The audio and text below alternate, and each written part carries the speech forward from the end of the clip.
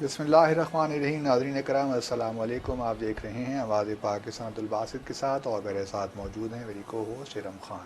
جی السلام ارم، علیکم کیا ہے آج ہم نے کیا ڈسکس کرنا ہے؟ سر. آج ہم بات کریں گے مقبوضہ جموں کشمیر کے جو سلامتی کونسل کا ایک غیر رسمی سا اجلاس ہوا ہے اس کے بارے میں کہ اس کا آؤٹ کم کیا ہے ہمارے سامنے. دوسری طرف جو تنازع جموں کشمیر ہے، ہمارا خطہ ایک بار پھر ایک جنگ کی طرف بڑھ رہا ہے. تو کیا دوبارہ سے یہاں پہ ہم دیکھ رہے ہیں کہ کوئی اور جنگ ہونے والی ہے یا نہیں؟ لیکن سب سے پہلے سلامتی کونسل کے اجلاس کے بارے مشاورتی جو ہے مشاورت ہوئی ہے جو جی غیر رسمی. پہلے تو ایک تصحیح کر لیں، کیونکہ کل ہم نے اپنے پروگرام میں کہا تھا میں نے کہ ہمارے اس وقت کوئی سفیر نہیں ہے ابوظہبی میں اور پیرس میں. جی تو اس کی میں تصحیح کرنا چاہتا ہوں. ہمارے سفیر پہنچ گئے ہیں، غلام دستگیر جو ہیں ابوظہبی میں، وہ اس وقت موجود ہیں. اور جہاں تک پیرس کا تعلق ہے، جو ہمارے سفیر تھے ہائی کمشنر ڈیزگنیٹ معین الحق جنہوں نے جانا تھا بھارت، وہ چونکہ وہ پاکستان آئے ہوئے تھے تو یہیں پہ تھے، لیکن جب یہ واقعہ ہوا اور ہم نے ڈاؤن گریڈ کیا تعلقات کو تو ان کو واپس پیرس بھیجوا دیا، تو وہ پیرس میں موجود ہیں معین الحق. چونکہ ابھی تو کوئی مستقبل قریب میں نہیں لگتا کہ جو سفارتی جو تعلقات ہیں وہ دوبارہ سفیر کے اس لیول پہ دوبارہ ہوں گے. ٹھیک ہے. تو میرا مشورہ بھارت کی حکومت کو یہی ہے کہ ایمبیسڈر اجے بسیریا جو یہاں سے گئے ہیں ہائی کمشنر، ان کو بھی کہیں اور تعینات کر دیں. اب ان کا وقت کیوں نیو دہلی میں ضائع کرتے ہیں؟ بالکل. تو یہ میں نے کہا پہلے تصحیح کر دوں. جہاں تک اب ایک بحث چل پڑی ہے کہ کون جیتا کون ہارا.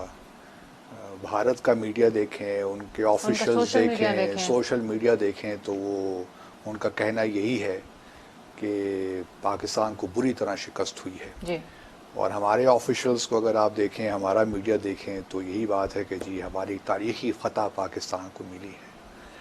اب میرا مسئلہ یہ ہے کہ میں جو بات کرنا چاہتا ہوں وہ حقیقت پہ جو مبنی ہے وہی بات کرنا چاہتا ہوں.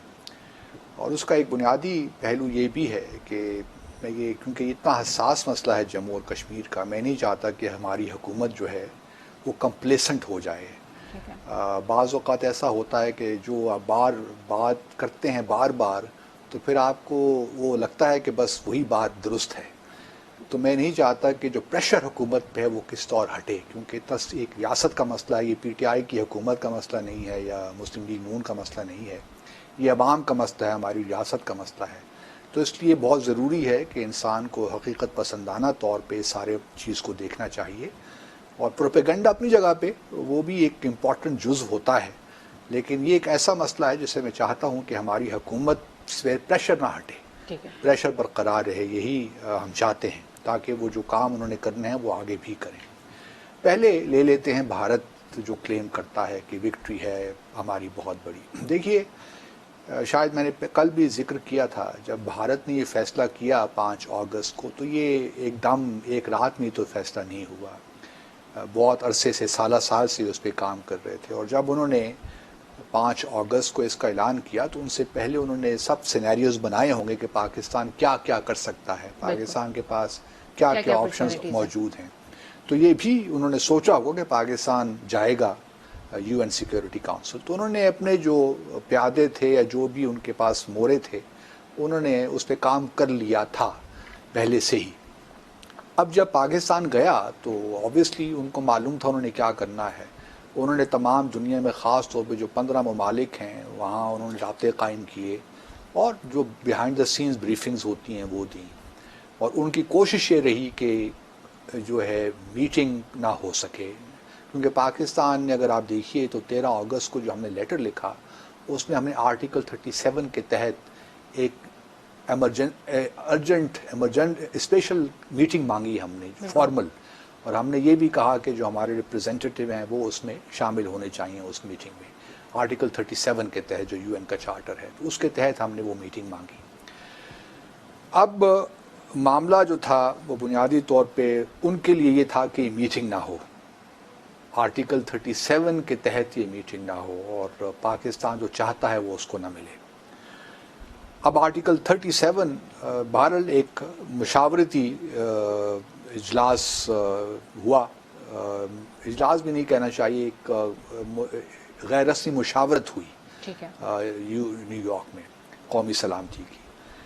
اب وہ اس تک تو کامیاب رہے کہ جو میٹنگ وہ چاہتے تھے وہ نہیں ہونے دی انہوں نے. بالکل اور پاکستان کا اگر آپ دیکھیں تو پاکستان نے جو مانگا تھا وہ بھی ان کو نہیں ملا. بالکل. تو ایک لحاظ سے آپ کہہ سکتے ہیں کہ بھارت نے جو چاہا اس نے اس حوالے تک ضرور کر دیا کہ جو پاکستان نے میٹنگ مانگی تھی فارمل آرٹیکل 37 کے تحت وہ نہیں ہو ان کو سکی. نہیں ملی. اور اس لیے آپ کہہ سکتے ہیں کہ بھارت کو یہ کامیابی ضرور ہو گئی. لیکن بھارت کی اگلی خواہش ضرور یہ تھی کہ یہ جو غیر رسمی مشاورت ہو رہی ہے یہ بھی نہ ہو. ٹھیک ہے. کیونکہ اس سے بھی بھارت سیکیورٹی کونسل میں پہلی دفعہ بڑے عرصے کے بعد کشمیر پہ ڈسکشن ہونے جا رہی تھی, غیر رسمی ہی صحیح, لیکن یہ بھی ان کے لیے ایک بڑا ایک قسم کا دھچکا تھا ان کی سفارتکاری کے لیے. تو انہوں نے پھر کوشش یہ کی کہ یہ بھی نہ ہونے پائے. لیکن اور یہ نہ ہوتی, یاد رکھیے, اگر چائنا ہمارے ساتھ نہ کھڑا ہوتا. چائنا نے 14 اگست کو پھر جو لیٹر لکھا, کسی اور پھر ملک کے لیے یہ تھا نہیں کہ وہ اس کو انکار کرتے, کیونکہ یہ ایک غیر رسمی مشاورت ہے, کوئی آفیشیل میٹنگ اس طرح تھی نہیں, تو تمام کنٹریز نے اس پہ ایگری کر دیا. اور یوزلی جو اس قسم کی غیر رسمی مشاورت ہوتی ہے اس میں ویٹو نہیں ہوتا, کیونکہ اس میں کوئی کارکردگی اس طرح ہوتی نہیں ہے.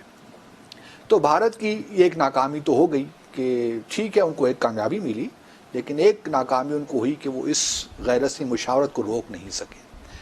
اب ہمارے ویو پوائنٹ سے اگر آپ دیکھیے, اسٹرکٹلی اسپیکنگ, جو ہم نے خط لکھا تھا 13 اگست کو, جو ہم نے میٹنگ مانگی تھی وہ تو نہیں ہو سکی, جو ہم چاہتے تھے وہ نہیں ہو پائی. تو اس لیے ہماری بھی کوئی اس طرح بہت بڑی فتح آپ نہیں کہہ سکتے. ہمیں ٹھیک ہے ایک اپرچونٹی بہت عرصے کے بعد ملی اور ہم اس وقت شاید یہی لے سکتے تھے, لیکن اب اس کا مسئلہ یہ ہے اس غیر رسمی مشاورت کا کہ ایسا کوئی ریکارڈ نہیں ہوتا, جس طرح ہم نے کل ذکر کیا. کوئی سر کل آپ نے کہا تھا کہ ایک پریس ریلیز آئے گی, وہ بھی میں نے کہا تھا شاید آج دیکھتے ہیں کہ آتی ہے کہ نہیں آتی, اور وہ بھی نہیں آئی. بالکل. اب یہ میٹنگ جو ہے نا, جو میٹنگ بھی کہنا اس کو غلط ہے, ایک مشاورت جو ہوئی ہے غیر رسمی طور پہ, اس کی اہمیت بس یہی ہے, اگر فارسی کا میں استعمال کروں, کہ نشستن گفتن برخاستن, کیونکہ اس کا کوئی ریکارڈ نہیں ہے. آپ اس کو مطلب کوئی دیکھیے نا, اسی لیے باہر آ کے چین کے سفیر نے بھی, ہمارے مستقل مندوب نے بھی, اور پھر جو بھارت کے مستقل مندوب نے, ان سب نے آ کے اپنی تقریر کی, اپنی پوزیشن واضح کی. تو ہمارے پاس کوئی ریکارڈ نہیں ہے کہ اندر ہوا کیا, قومی سلامتی نے کیا پوزیشن لی. ہم یہ کہہ نہیں سکتے کیونکہ کوئی پوزیشن لی نہیں انہوں نے. اس نے سنا ہے کہ بہت سے ممالک نے, فرانس, یو کے, یو ایس وغیرہ نے کہا کہ جی اب اس سے زیادہ ہم نہیں کر سکتے. چائنا نے کوشش کی, لیکن وہ انڈونیزیا اور چائنا نے کوشش کی, لیکن بات زیادہ بنی نہیں. تو ہمارے پاس اب کوئی ریکارڈ نہیں ہے جس کو ہم یہ سنبھال سکیں اور 2 سال کے بعد کہیں کہ جی لیجئے یہ جو مشاورت ہوئی تھی اس میں یہ آؤٹ کم تھا. آؤٹ کم اس ڈاکومنٹ کا کوئی نہیں نکلا. تو ہم یہ نہیں کہہ سکتے کہ پاکستان کی بہت تاریخی کوئی فتح ہو گئی ہے, یا ہمارے پاس کوئی ریکارڈ میں کوئی ایسی چیز آ گئی جس کا ہم حوالہ دے سکیں سال یا 2 سال کے بعد. آپ کے پاس حوالہ صرف یہی ہے کہ جو وہ میٹنگ کا جو شیڈیول بنا ہوا ہے یو این سیکیورٹی کونسل کا, اس میں بس یہ ریفلیکٹ ہوتا ہے کہ کنسلٹیشنز ہوں گی پاکستان, انڈیا پاکستان سبجیکٹ پہ. تو اس سے زیادہ اور کچھ نہیں ہے. سر جو اقوام متحدہ کی آفیشیل ویب سائٹ پہ وہ ایک نیوز ہے, وہ اس کا کوئی فرق, وہ آفیشیل پوزیشن نہیں ہے نا, وہ ویسے ہی ایک بات, ایک اسٹوری جو انہوں نے ویب سائٹ پہ ڈال دی ہے, وہ پریس اسٹیٹمنٹ نہیں ہے یا آفیشیل پوزیشن نہیں ہے یو این سیکیورٹی کونسل کی. تو اس وجہ سے بات یہی ہے کہ کوئی چونکہ آفیشیل ریکارڈ نہیں ہے اس میٹنگ کا, تو ہمیں نہیں, اندر کی خبریں ہیں وہ باہر مختلف زاویوں سے آتی ہیں, اس پہ وہ آفیشیل پوزیشن نہیں ہے. تو اس لیے ہمارے لیے بھی کوئی بہت بڑی فتح نہیں ہے. آئی ایم گلیڈ کہ آج فارن منسٹر صاحب نے اپنی کانفرنس میں یہ کہا کہ یہ پہلا اسٹیپ ہے, کیونکہ پہلے تو یہ کہتے رہے نا بڑی تاریخی فتح ہے, یہ ہو گیا وہ ہو گیا. ایسی کوئی بات نہیں ہے. یہ جو ہے ایک, آپ اس کو کہہ سکتے ہیں کہ ہمارے لیے ایک اچھا پہلا قدم تھا جو ہو گیا, لیکن اس میں سے نکلا کچھ نہیں بدقسمتی کے ساتھ. اگر کوئی آؤٹ کم ڈاکومنٹ نکل جاتا, کوئی پریس اسٹیٹمنٹ نکل آتی, تو شاید پھر ہم اس کو ریفرنس بنا دیتے. اب چونکہ کوئی ڈاکومنٹ ہی نہیں ہے تو اس میٹنگ کا کوئی حوالہ نہیں ہے کہیں پہ, اور یہ جو ہے اس کو سامنے رکھنا چاہیے. اب جو ہے مطلب اس کا جو اب ریمیفیکیشنز کیا ہو سکتی ہیں اس کی, ہمارے آج وزیر خارجہ نے یہ بھی کہا کہ آرٹیکل 370 کی ہمیں کوئی پرواہ نہیں ہے، اور بالکل ٹھیک ہے، ہم نے بھی اپنے پروگرام میں یہی کہتے رہے ہیں. اور دیکھیے میں ایک اور بات اور بھی کہتا رہا ہوں، اگر آپ کو یاد ہو ارم، کہ امپورٹنٹ یہ نہیں ہے کہ آپ اگر سیکیورٹی کونسل میں جاتے ہیں تو آپ کو کامیابی ہوتی ہے کہ ناکامی. بالکل. ہمارے لیے امپورٹنٹ یہ ہے کہ ہم نے ایفرٹ کرنی ہے اور کشمیریوں کو یہ میسج دینا ہے کہ ہم ان کے ساتھ کھڑے ہیں. میں تو اس کو اس زاویے سے دیکھتا ہوں. ٹھیک ہے. لیکن بدقسمتی کے ساتھ مجھے یہ کہنے، کل بھی ہم نے کہا کہ وہ ایفرٹس جو کرنی چاہیے تھی وہ کی نہیں. بدقسمتی کے ساتھ جو ہمیں اپنے انوائس لانچ کرنے چاہیے تھے وہ ہم نے نہیں کی. آل آف دا سڈن بس کچھ کوششیں کی بٹ کوئی ٹھیک ہے، چائنا چلے گئے، لیکن اس کے بعد ہم نے اپنی ایفرٹس کو ایکسٹینڈ نہیں کیا. بالکل. میں یہ نہیں کہتا کہ اگر ہم اپنی ایفرٹس کرتے تو یہ نتیجہ مختلف نکلتا. شاید نتیجہ یہی نکلتا، یہ پاسبل ہے، کیونکہ جس طرح ہمارے وزیر خارجہ نے کہا کہ بڑے انٹرسٹ ہیں بھارت کے ساتھ ممالک کے. لیکن ہمیں یہ افسوس نہ ہوتا آج یہاں بیٹھ کے ہم یہ کہہ رہے ہوتے کہ جو کوششیں کرنی چاہیے تھیں وہ ہم نے نہیں کی. کوششیں پوری کریں، پھر اللہ تعالیٰ پہ آپ چھوڑ دیں. جو اللہ تعالیٰ آپ کی کوششوں کو جہاں تک سمجھے گا ریوارڈ کرے گا. لیکن حد الوسع کوششیں ہونی چاہیے. وہ آپ نے اگر کر دی ہیں تو آپ کو مطمئن ہونا چاہیے. پھر جو اس کا رزلٹ ہے وہ عوام بھی سمجھتے ہیں کہ اس قدر آسان نہیں ہے. سیکیورٹی کونسل کا پہلے تو آپ ایک رسمی اجلاس بلائیں، سیشن ہو، اور پھر اس پہ قرارداد لے کر آئیں. یہ کوئی آسان کام نہیں ہے، یہ بہت مشکل کام ہے. اور ہم نے پہلے اپنے پروگراموں میں کئی بار کہہ بھی چکے ہیں ہم کہ کوئی آسان کام نہیں ہوگا. لیکن بہرحال آپ کوشش پوری کریں، کوشش کے بعد اب دیکھتے ہیں کیا ہوتا ہے. تو یہاں تک پاکستان کی وکٹری اور جہاں کون جیتا کون ہارا، میرے خیال میں یہ بحث ہی نہیں ہے. ہمیں اب ایک پروسیس شروع ہوا ہے، اور پروسیس اب ہمیں اس کو لاجیکل اینڈ تک لے کر جانا ہے. یہ پروسیس 6 مہینے تک بھی ہو سکتا ہے، 6 سال بھی ہو سکتا ہے، اور 60 سال بھی ہو سکتا ہے. یہ ایک لانگ ٹرم پروسیس ہے جہاں پہ ہم نے یہ فیصلہ کرنا ہے آج کہ ہم اس پروسیس کو کہاں تک لے کر جائیں گے. سر، اس میٹنگ میں کچھ رپورٹس ایسی بھی ہیں جو یہ کہہ رہے ہیں، جس طرح سے بی بی سی کا ایک ادارہ ہے اس کا اگر ہم ریفرنس یوز کریں تو انہوں نے یہ بھی کہا ہے کہ اس میٹنگ کے دوران میں شملہ معاہدے پہ بہت زیادہ زور دیا گیا ہے ہر ایک کی طرف سے. اس کا مطلب یہ ہے کہ دنیا کشمیر کو پاکستان اور بھارت کا اندرونی مسئلہ ہی قرار دے رہی ہے. دیکھیں اندرونی مسئلہ تو میں ایک اور بات سے بڑا مجھے کوفت ہوتی ہے جب یہ لوگ کہتے ہیں. کل ہمارے لوگ کہتے رہے، آفیشلز کہتے رہے کہ جی ہم نے اس کو انٹرنیشنلائز کر دیا اس ایشو کو. وہ پہلے سے انٹرنیشنلائز ہے. آپ کیوں کہتے ہیں کہ اس انفارمل جو یہ کنسلٹیشنز ہوئی ہیں اس کی وجہ سے انٹرنیشنلائز ہوا؟ فار ہیون سیک، یہ تو پہلے سے ہی انٹرنیشنلائزڈ ہے. 1948 سے پاکستان کے بننے کے 1 سال بعد سے یہ یونائٹڈ نیشنز میں جب چلا گیا، جب جنوری 1948 میں پہلی ریزولوشن پاس ہوئی جموں اور کشمیر پہ تو اس وقت سے انٹرنیشنلائز ہو گیا. اب آپ اس فارمل خدارہ یہ جو غیر رسمی مشاورت ہے اس کو تو ہمارا پیمانہ مت بنائیے جموں اور کشمیر کے تنازع کا. یہ بہت بڑی غلطی ہم لوگ کرتے ہیں جب چیزوں کو صحیح پرسپیکٹو میں نہیں دیکھتے. یہ انٹرنیشنلائز تھا پہلے بھی. آپ کو ایک انفارمل میٹنگ مل گئی، ٹھیک ہے، آپ اس کو اپریشیٹ کیجئے، لیکن چونکہ اس کا کوئی ریفرنس نہیں ہے اس لیے 2 سال کے بعد اس کو کوئی یاد بھی نہیں کرے گا اس بات کو. انلیس کہ خدا نہ خواستہ جو لگتا ہے کہ situation on the ground Indian occupied Kashmir میں خراب ہو اور ہمیں پھر جانا پڑے، اور ہمارے لیے راستے کھلے ہیں. جب ہیومن رائٹس کی سچویشن خراب ہوگی، جب لوگ وہاں خدا نہ خواستہ مارے جائیں گے، کیونکہ لوگ تو اٹھیں گے اپنے حق کے لیے، حق خود ارادیت کے لیے، تو ہم یہ سچویشن ابھی خراب آگے ہونے جا رہی ہے اور یہ ہمارے لیے راستے بند نہیں ہوئے، ہم دوبارہ بھی جا سکتے ہیں. تو اس لیے ابھی ایک پروسیس شروع ہوا ہے. تو میں اپنے پاکستانی بہن بھائیوں سے یہی کہتا ہوں کہ اس کو اس تناظر میں نہ دیکھیں کہ یہ ون آف چیز تھی. یہ ایک اسٹیپ تھا، ہم نے لے لیا، کوششیں ہم نے کی نہیں کی وہ بھی اب ماضی کا حصہ بن گئی ہیں. اب ہم نے آگے کی طرف دیکھنا ہے. ہمیشہ انسان کو فارورڈ لکنگ ہونا چاہیے اپنی جد و جہد میں. پیچھے کیا غلطیوں سے سیکھنا بھی چاہیے تاکہ غلطیاں دہرائیں نہیں ہم، لیکن ہمیں آگے دیکھنا چاہیے تاکہ ہم وہ دوبارہ جو ہم نے مسٹیکس کی ہیں وہ دوبارہ نہ کریں. جو ہمارے لوپ ہولز رہ رہے ہیں وہ ان کو پلگ کریں اور آگے بڑھیں تاکہ ہم ایفیکٹولی بات کریں. اب ہم نے آگے کیا کرنا ہے اس پہ میرے خیال میں اگلے سیگمنٹ میں ہم بات کرتے ہیں کہ کیا کیا چیزیں اب ہمیں کرنی چاہیے.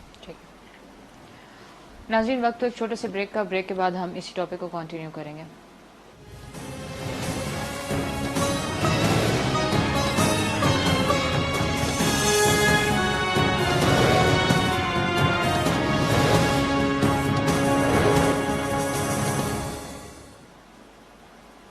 वेलकम बैक नाजरीन। नाजरीन, बात हो रही थी सलामती कौंसिल के गैर रस्मी मुशावरत के इजलास के बारे में। अच्छा, तो अब पाकिस्तान को क्या करना चाहिए? पहले तो हम मुबारकबाद देते हैं गवर्नमेंट को कि उन्होंने हमारी तजवीज़ जो हम आप आबाद पाकिस्तान से बहुत अरसा से कह रहे हैं कि जम्मू और कश्मीर सेल बनाइए, तो वो उन्होंने आज ऐलान कर दिया है कि जम्मू और कश्मीर सेल बनेगा ठीक है फॉरेन ऑफिस में। मेरी उनसे रिक्वेस्ट एक ये भी है कि उसका नाम सिर्फ कश्मीर सेल न रखें, जम्मू और कश्मीर सेल रखें। ठीक है, ये नामों की बड़ी अहमियत होती है। तो ये हम पूरी स्टेट के लिए लड़ रहे हैं, सिर्फ कश्मीर वैली के लिए नहीं लड़ रहे। तो जम्मू और कश्मीर जो उसका नाम दिया गया है वही नाम रखिए। अब इसके बाद मैं उम्मीद ये भी करता हूँ कि क्योंकि ये सिर्फ एक सेल कायम कर देने से काम नहीं बनेगा, जिस तरह मैं पहले कहता हूँ एक special envoy on Jammu and Kashmir होना चाहिए। वो भी हम उम्मीद करते हैं कि गवर्नमेंट उसको कंसिडर करेगी और वो भी अपॉइंटमेंट हो जानी चाहिए। ठीक है। और ये सिर्फ दिखाने के लिए नहीं होना चाहिए। सेल को ऐसे लोगों से आप रखें जो ऐसे लोग जो कि महारत रखते हों, कानूनी एतबार से लॉयर्स भी हों, इंटरनेशनल लॉयर्स भी हों, जो समझते हों, सिक्योरिटी कंसर्न्स जो हैं वो उनको भी जानते हों, तो जम्मू और कश्मीर की तारीख से वाकिफ़ हों, उसके जो भारत की साइकी को समझते हों। मतलब एक ऐसे लोग होने चाहिए जो वाकई कंट्रीब्यूट कर सकें, सिर्फ ये दिखाने के लिए ना हो। जहाँ तक बाहर मिशंस का ताल्लुक है, मैं लोगों की नाज़रीन की दिलचस्पी के लिए बताता चलूँ कि हर मिशन में अगर बहुत बड़ा मिशन है तो एक ऑफिसर ज़रूर होता है जो कश्मीर अफेयर्स को लुक आफ्टर करता है, लेकिन बाहर वो भी अगर उसको हम थोड़ा सा और बेहतर कर देंगे तो अच्छा हो जाएगा, जिस तरह आज वज़ीर ख़ारजा ने कहा है। अब देखिए, यूनाइटेड नेशंस का जो सिक्योरिटी काउंसिल का मसला है वो तो फिलहाल ख़त्म हो गया। Let's be honest about it. अपने आप को हमें तो धोखा नहीं देना चाहिए। हमें ये मालूम हो गया कि कौन हमारे साथ खड़ा है, कौन नहीं खड़ा। हमें नहीं मालूम, लेकिन बहरहाल हम फॉरेन ऑफिस को ज़रूर मालूम होगा कि अंदर की कहानी क्या है, क्योंकि चीनियों ने आके, चाइनीज़ ने आके मैं ब्रीफ किया होगा कि किसने क्या कहा, किसकी क्या पोजीशन थी। लेकिन हमें मालूम है कि कुछ ऐसे ममालिक हैं जो कि इसको उस तरह ही देख रहे हैं कि बायलैटरल इशू है तो आप इसको बायलैटरली ही सॉल्व करें, जो हमेशा से पोजीशन रही है इन ममालिक की। अब मेरा जहाँ तक मुझे कुछ खबरें मिल रही हैं कि अब हम जा रहे हैं एक इस्लामिक जो OIC की फॉरेन मिनिस्टर्स की कॉन्फ्रेंस हम करना चाह रहे हैं इस्लामाबाद में। ठीक है। ये बड़ा अच्छा इक़दाम है, मैं इसकी हिमायत करता हूँ, लेकिन खुदारा इसको उस तरह मत कीजिएगा जिस तरह आपने UN सिक्योरिटी काउंसिल की तरह किया है मामला। इसको आपने बड़ा प्लान तरीके से करना है। ये ना हो कि इस्लामाबाद में इजलास हो रहा हो और उसमें सऊदी अरब, UAE, Kuwait, Qatar, Indonesia, Malaysia, तुर्की के वहाँ पे फॉरेन मिनिस्टर्स ही ना हों। ठीक है। Level of representation is very important. एक तो पहला ये है कि आपने ये इंश्योर करना है, इससे पहले कि इस चीज़ का ऐलान हो, आपने बिहाइंड द सीन्स काम करना है कि जब भी एक कॉन्फ्रेंस होती है, जल्दी ना हो, एक हफ्ते बाद हो जाए, 2 हफ्ते बाद हो जाए, लेकिन you will have to ensure कि जो लेवल है प्रेजेंटेशन का वो फॉरेन मिनिस्टर्स, ख़ास तौर पे जो चीज़ा ममालिक हैं, ख़ास तौर पे गल्फ़ कंट्रीज़ हैं, इसी तरह जो हमारे तुर्की है, मलेशिया, इंडोनेशिया, यहाँ से जो लोग आए वो फॉरेन मिनिस्टर लेवल पे ही होने चाहिए। उनसे अगर कम हुए तो फिर इसकी अहमियत ख़त्म हो जाएगी। फिर दूसरा मसला आता है लैंग्वेज क्या होगी। तो लैंग्वेज जो आउटकम डॉक्यूमेंट होगा, जो भी करारदाद होगी, इस्लामाबाद डिक्लेरेशन आएगा, जो भी होगा इलामिया, वो लैंग्वेज पे आपने काम करना है, ताकि आपकी जो UN की जो पोजीशन है वो आई एम श्योर हमारे माशाल्लाह फॉरेन ऑफिस में बड़े अच्छे लोग हैं जो समझते हैं इन सब चीज़ों को, तो उससे मुझे बहस करने की ज़रूरत नहीं है। लेकिन ये ज़रूरत ये है कि इस पर काम करना है, बिहाइंड द सीन जो अपने सफ़रा हैं उनको एक्टिवेट करना है, ताकि जो लेवल ऑफ प्रेजेंटेशन हो वो ठीक हो, और उसके बाद फिर आप इस पे जाइए। दूसरा देखिए, मैं समझता हूँ कि वो स्पेशल इन्वाई की मैंने बात कर ली उससे। तीसरा ये है कि जो हमारा कश्मीरी डायस्पोरा है, पाकिस्तानी और कश्मीरी, बल्कि ख़ास तौर पे जो कश्मीर के लोग बाहर दुनिया में रहते हैं, हमें एक लंदन में एक इंटरनेशनल कन्वेंशन करना चाहिए मेरे ख्याल में। ठीक है। वो आप बेशक जो है कॉन्फ्रेंस के बाद हो, जो OIC की फॉरेन मिनिस्टर्स की कॉन्फ्रेंस, उसके बाद आप कीजिए, लेकिन इसको भी प्लान कीजिए कि किस तरह इसको हमने करना है। ये सितंबर में चूँकि हमारे प्राइम मिनिस्टर जाएंगे UNGA का सेशन अटेंड करने के लिए, उस मौके में भी हो सकता है अगर ये सही प्लान करें। लेकिन हमारी ज़्यादातर कश्मीरी जो कम्युनिटी है वो UK में है, तो बेहतर यही है कि इसको UK में करें, बेशक अभी ना करें, کیونکہ ایک پروسیس چلنا ہے نا. ابھی تو کوئی جلدی ہمیں اس طرح نہیں ہے, ہمیں اسٹیپ بائی اسٹیپ کام کرنا ہے. تو اس کو آپ اکتوبر میں پلان کر سکتے ہیں, نومبر میں کر سکتے ہیں, جو صحیح وقت پہ اس کا آپ نے تعین کرنا ہے. UNGA کا سیشن بھی ہو جانے دیں, اس میں بھی آئی ایم شیور ہمارے پرائم منسٹر تقریر کریں گے. اور پرائم منسٹر کی تقریر کیسی ہونی چاہیے, یہ بھی بڑی امپورٹنٹ بات ہے. ہمارا ہوتا یہ ہے کہ جو ہم تقریر کرتے ہیں اس پہ ہم ہر چیز شامل کر دیتے ہیں, جموں اور کشمیر سے لے کر دہشت گردی بھی شامل کر دیتے ہیں, موسمی جو ہے ماحولیات ہے اس کو بھی شامل کر دیں گے, روانڈا یہ سب کو شامل کر دیں گے. تو اس تقریر کا کوئی فائدہ نہیں ہے. اس کو ہم کہتے ہیں اومنی بس, کہ ہر چیز اس میں شامل ہے. میں آپ کو دلاؤں کہ جب برہان وانی کی شہادت ہو گئی تھی تو ایک یہاں پہ سفرا کی کانفرنس ہوئی تھی اسلام آباد میں, تو وہاں میں نے تجویز پیش کی کہ اب جب سپٹمبر میں ہمارے پرائم منسٹر جا رہے ہیں تو یہ صرف کشمیر کی بات کریں, باقی سب باتوں کو بھول جائیں. تو میں نے بہت سے جو آفیشل جو میرے دوست کلیگز ہیں جو اس وقت بھی بڑی امپورٹنٹ پوزیشن, سب نے میرا مذاق اڑایا کہ یار یہ کیا ہے, یہ تو کوئی بات کرنے کی نہیں ہے. تو میں بہرحال انسسٹ کرتا رہا لیکن کسی نے میری بات مانی نہیں. آج میں اپنی وہی تجویز دہراتا ہوں کہ جب ہمارے پرائم منسٹر جائیں تو اپنی تقریر میں صرف اور صرف کشمیر کا ذکر کریں, باقی باتیں کرنے کی قطعاً کوئی ضرورت نہیں ہے. کوئی بتانے کی ضرورت نہیں ہے کہ آپ نے سال میں کیا کیا جب سے آپ کی حکومت آئی ہے, کیا اسٹیبلائز, کوئی ضرورت نہیں ہے.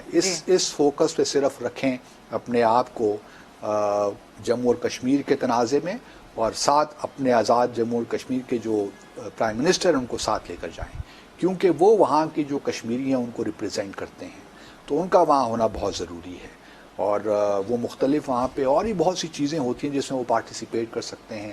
OIC کانٹیکٹ گروپ جو بڑا مشہور ہے ہمارے لیے, اس کی میٹنگ بھی ہوتی ہے وہاں. وہ اور بھی آپ کچھ وہاں پہ جو ہے سائیڈ لائنز پہ کچھ ایسے ایونٹس کروا سکتے ہیں جس میں آپ جموں اور کشمیر کو اس تنازع جو ہے اور جو حقوق ان کے پامالی ہو رہی ہے اس کو اجاگر کریں, میڈیا میں ان کو استعمال کر سکتے ہیں.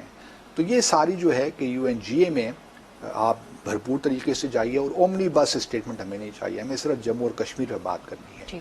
اور پھر دوسرا یہ ہے کہ ایک کشمیری ڈائسپورا جو ہے اس کو آپ نے اس کا ایک انٹرنیشنل کنونشن آپ نے کروانا ہے جموں اور کشمیر, وہاں پہ وہ ریزولوشن پاس کرے تاکہ یہ جو معاملہ ہے نا ایکٹیو رہے. صرف میں یہ چاہتا ہوں, اور اس کو آپ اس طرح فیزز میں رکھیے, مختلف اسٹیجز میں, کہ دنیا پہ اس کا فوکس رہے جموں اور کشمیر پہ. اور چونکہ اب جو حالات ہمیں اندر کے پتہ چلیں گے مقبوضہ جموں اور کشمیر میں کیا ہوتا ہے, تو آپ اسی طرح پلان بھی کریں اپنے ایونٹس تاکہ دنیا جانتی رہے کہ کیا ہو رہا ہے. ٹھیک ہے سر, آج جو دیکھا اگر آپ کی یہ پوائنٹ ختم ایک بات اور کرنا چاہتا ہوں. میں اب سمجھتا ہوں کہ وقت آ گیا ہے کہ تھوڑی بہت آپ کو ڈپلومیٹک ریشفلنگ بھی کرنی پڑے گی. ٹھیک ہے.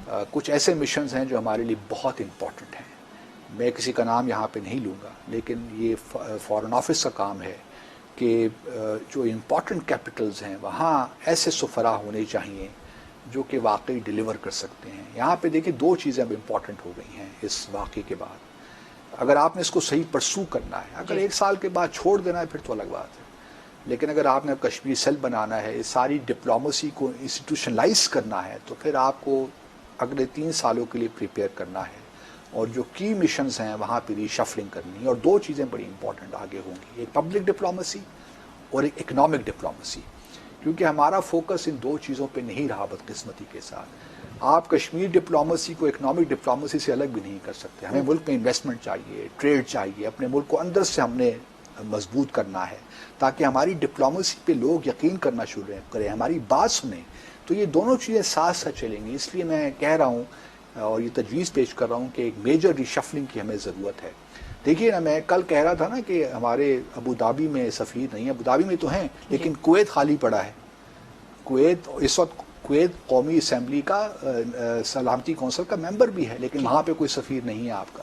تو میں یہ کہنا چاہ رہا ہوں کہ آپ کو صحیح لوگ صحیح جگہوں پر بھیجنے ہیں میرٹ کی بنیاد پہ. اب سفارشوں اور نیپوٹزم کا زمانہ کائنڈلی ختم کر دیجئے. ایک صحیح معنوں میں اگر آپ نے ڈپلومیسی رن کرنی ہے, اور economic diplomacy is very important, اس کو آپ کشمیر ڈپلومیسی سے الگ نہیں کر سکتے. تو ایک ایسے تھوڑی سی ریشفلنگ میرے خیال میں بہت ضروری ہے. اور دوسری بات میں ایک اور بات اس سے پہلے کہ آپ کریں, آپ میرے خیال میں بات کرنا چاہتی ہیں جو سر جو موجودہ ابھی ٹینشن چل رہی ہے ہمارے بارڈر پہ ایل او سی پہ، تو اس پہ جی اس پہ میں بات کرنا چاہ رہی ہوں، کیونکہ راجناتھ سنگھ نے جو ایک بیان دیا تھا ایٹمی حملے کا، اور اس طرح سے پھر ہمارے D G I S P R Asif Ghafoor صاحب کا بیان آیا ہے کہ انہوں نے جو بیان دیا ہے تو ہم بھی بالکل تیار بیٹھے ہوئے ہیں، لیکن ابھی بھی سننے میں آ رہا ہے کہ بہت سے سیکٹرز اس طرح کے ہیں جہاں پہ ہیوی شیلنگ جاری ہے، تو کیا آپ کو لگ رہا ہے کہ یہ خطہ ایک طرف دوبارہ سے جنگ کی طرف جا رہا ہے؟ دیکھیے جنگ کے خطرات تو ہیں، اس میں تو کوئی شک نہیں ہے، لیکن مجھے زیادہ خطرہ جو آج ہمارے وزیر خارجہ بھی کہہ رہے تھے کہ فالس فلیگ آپریشن ہو جی سکتا ہے، بالکل، اور مجھے لگتا کچھ یوں ہے، میری گٹ فیلنگ ہے، I may be wrong and I hope I am wrong, کہ یہ مقبوضہ جموں اور کشمیر میں فالس فلیگ نہیں اس ہوگا، بار کہیں اور اگر ہوگا تو پنجاب میں ہوگا، ایسٹ پنجاب میں، ٹھیک جس ہے، طرح پٹھان کوٹ کا واقعہ ہوا تھا نا،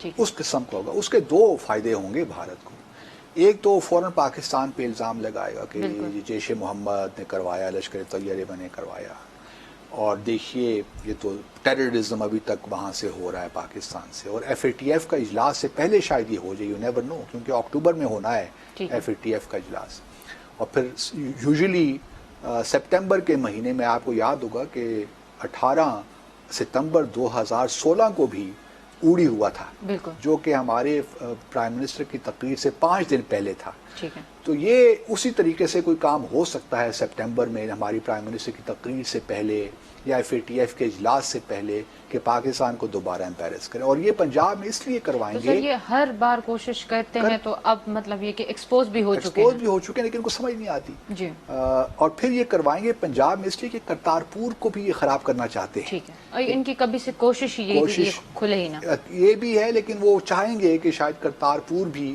کچھ عرصے کے لیے بند ہو جائے، کیونکہ یہ میری اپنی بھی تجویز تھی کہ اس کو بند کر دیں، لیکن ہماری حکومت نے کچھ سمجھا ہوگا مناسب، ان کی دانش میں ٹھیک ہے تو ٹھیک ہے، لیکن وہ پنجاب میں یہ بھی کروائیں گے کہ دیکھیے یہ مقبوضہ کشمیر میں نہیں ہوا، یہ پنجاب میں اور زیادہ خطرناک چیز ہے، تو اس وجہ سے جنگ کا خطرہ تو بہرحال ان چیزوں کے بعد رہتا ہے، تو ہمیں الرٹ رہنا چاہیے، اور مجھے یقین ہے ہماری آرم فورسز اتنی الرٹ ہیں، جی ویجیلنٹ ہیں کہ وہ انشاءاللہ کسی مس ایڈونچر کا جواب زبردست طریقے سے دیں گی، اس میں تو مجھے کوئی شک نہیں ہے، بالکل، اور منہ کی کھانی پڑے گی، گو کہ ان کا کولڈ اسٹارٹ ڈاکٹرن ہے، انہوں نے اب انٹیگریٹڈ بیٹل گروپس بھی بنا دیے ہیں، یہ ساری ہاں کر رہے ہیں چیزیں، لیکن ہم بھی تیار ہیں، ہمیں گھبرانا نہیں چاہیے، قوم کو اپنا مرال بلند رکھنا چاہیے، اگر اس قسم کا مس ایڈونچر ہوگا تو اس کا بھرپور جواب دیا جائے گا، اور یہاں پہ میں صرف ایک جو ہے اس کو جو ہے اس سیگمنٹ کو ایک شعر سے ہی ختم کرنا چاہتا ہوں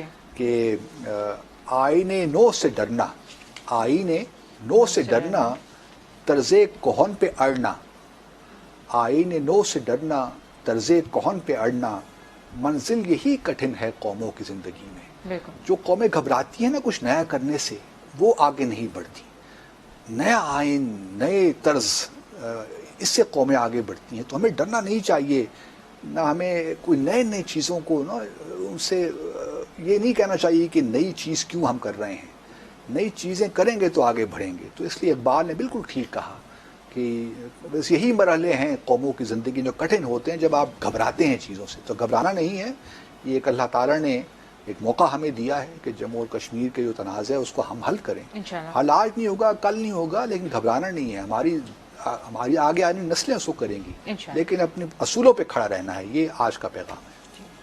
ناظرین وقت ہو چھوٹے سے بریک کا، بریک کے بعد آپ کی لائیو کالز لیں گے۔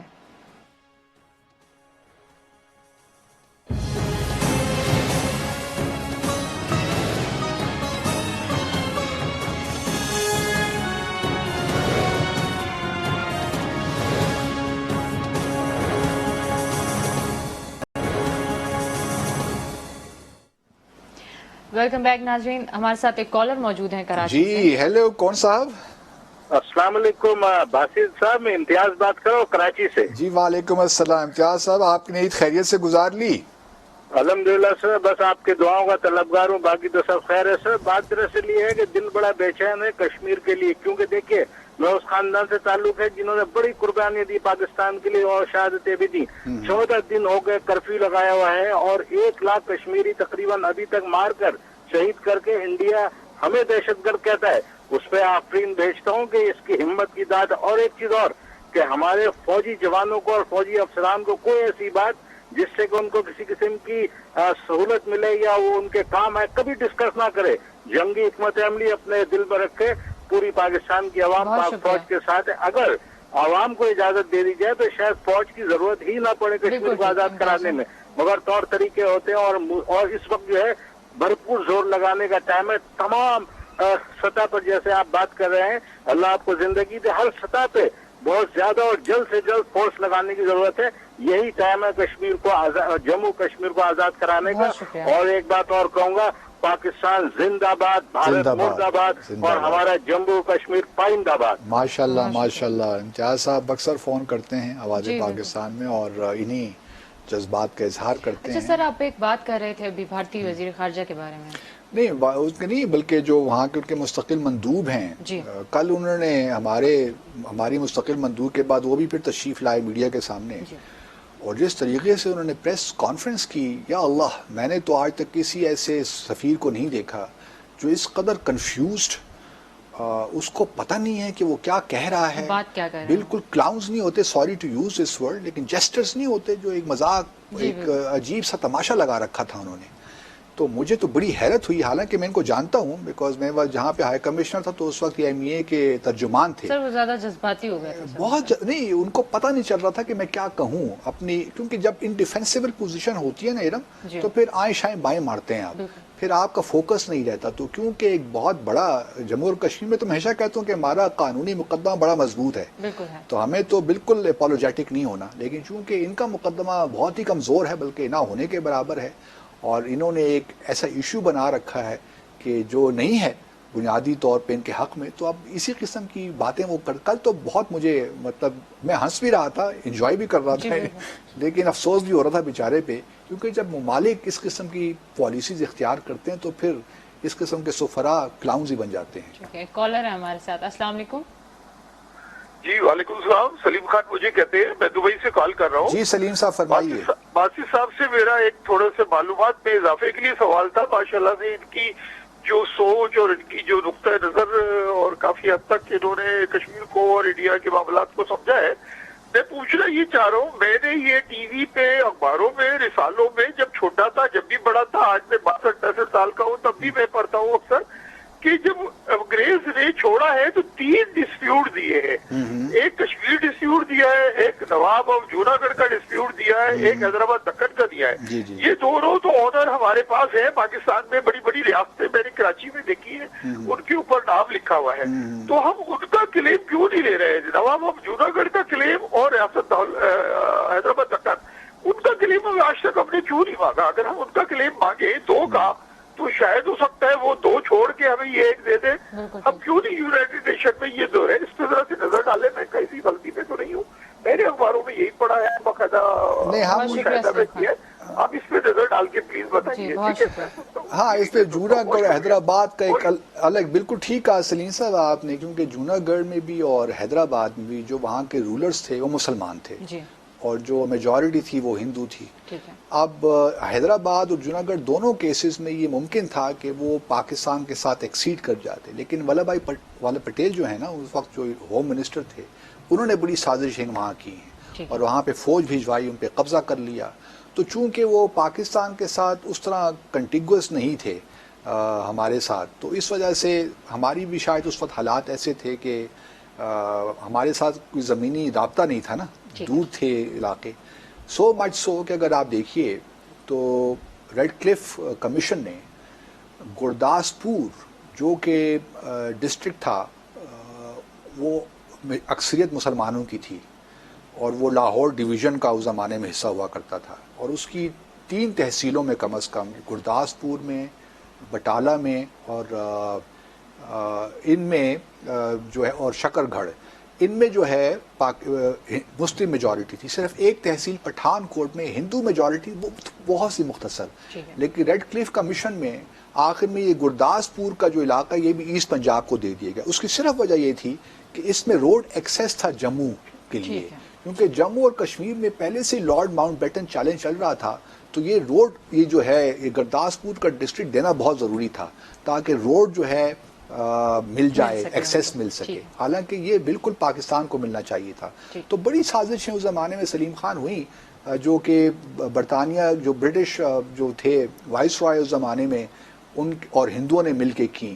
لیکن پاکستان آپ جانتے ہیں اس وقت ہم نے بڑی مشکلوں سے یہ حاصل کیا، یہ جو جتنا بھی ہمیں ملا پاکستان. تو اس زمانے میں اور بڑی کنسیڈریشن تھی کہ ہم نے جموں اور کشمیر، چونکہ ہماری یہ پانی کا بہت بڑا مسئلہ ہمارے لیے تھا، ہم نے اس کو بھی سیکیور کرنا تھا، تو اس لیے اس پہ ہماری توجہ اس طرح گھی نہیں جا سکی بدقسمتی کے ساتھ. ایک کالر ہے ہمارے ساتھ. السلام علیکم. وعلیکم السلام. ہیلو جی ہیلو. جی کیسے ہیں آپ پروین صاحب؟ ہاں ارم کیسی ہیں آپ؟ جی بالکل ٹھیک. جی باتی صاحب السلام علیکم. وعلیکم السلام. جی پروین صاحب فرمائیے کیا کہنا چاہتی ہیں آپ؟ باتی صاحب میں یہ کہنا چاہ رہی ہوں کہ جب سے عمران خان آئے نا، عمران خان نے مودی کو تیش دلوایا ہے، کیونکہ اس سے پہلے کچھ خاموشی تھی. عمران خان تو یہ سمجھے وہ پھوکا چنا باجے گنا والی بات ہے. یہ شاہ محمود قریشی اور یہ عمران خان نے نا اپنے آپ کو فن خواہ بنانے کے لیے کہا کہ جی ہم آزاد کروا لیں گے. 30 سال سے انہوں نے نہیں کروایا، ہم یوں کر دیں گے، یوں کر دیں گے، یوں کر دیں گے، اور کچھ کر بھی نہیں سکے. اور میں کہتی ہوں اگر یہ نواز شریف کو رہا کر دینا، مودی چپ ہو جائے گا. یہ چیلنج ہے، یہ باسی صاحب میرا چیلنج ہے. جو لوگ سن رہے ہیں وہ سمجھ لیں، کیونکہ یہ آپس میں دوست تھے، ان کے کلوز تعلقات تھے، وہ ڈائریکٹ کچھ کہنا نہیں چاہ رہے. اور اگر یہ نواز شریف کو رہا کر دیں گے تو دیکھیں خاموشی ہو جائے. اچھا یہ بھی ایک پوائنٹ دیکھیں اس وقت ہے، کیونکہ کل احسن اقبال صاحب نے بھی میڈیا سے بات کرتے ہوئے ہی کہا کہ ہم حکومت کو ان تمام چیزوں کے باوجود سپورٹ کرتے ہیں. جموں اور کشمیر میں ہم پہ مظالم ہو رہے ہیں، ہم پہ وکٹمائزیشن ہو رہی ہے کرپشن کے کانٹیکسٹ میں، لیکن ہم پھر بھی سپورٹ کرتے ہیں. ہم کل اسے بات کریں گے، کل ہم نے 1 سال کا جائزہ لینا ہے پی ٹی آئی کی حکومت کا.